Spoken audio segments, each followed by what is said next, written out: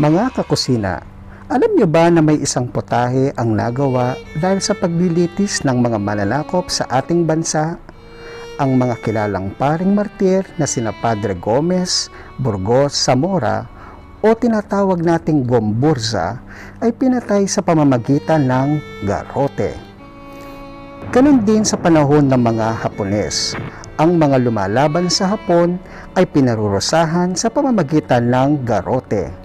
Kaya ngayon mga kakusina, samahan natin si Atching Dilian na lutuin ang lumpiang garrote.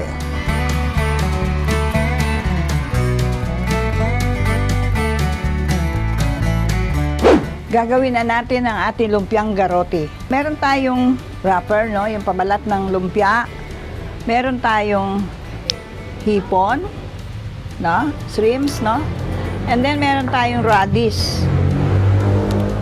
At saka isang dayap o kaya kalamansi, salt and pepper.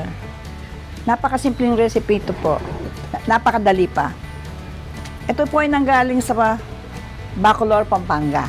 Lalagyan ko na ng kalamansi ang ating hipon para maalis yung lansa, no? Tapos lagyan natin ng konting salt, pepper. Tsaka natin siya balutin dito sa ating pabalat na lumpia. Maglalagay muna tayo ng isang slice ng radish. Lagyan natin ng hipon. Babalutin natin para tayong nagbabalot na lumpiang pinirito.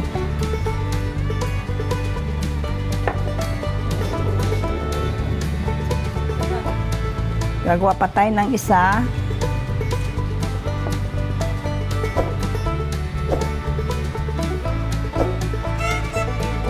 Takpan pala natin ng isa pa.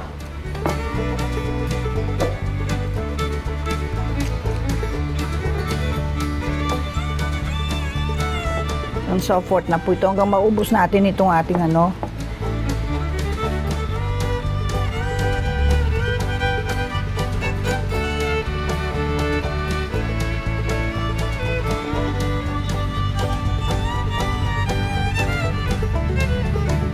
Pipirituhin na natin ang ating lumpiang garrote.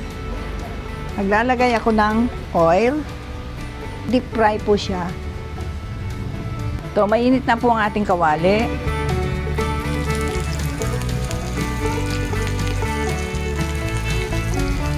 Yan.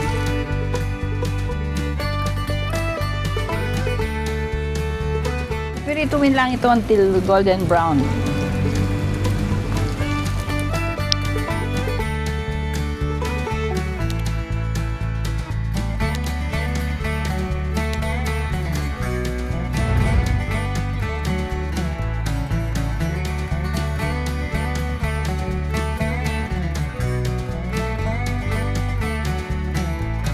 Ito na ang finished product ng ating lumpiang garrote, mga kakusina.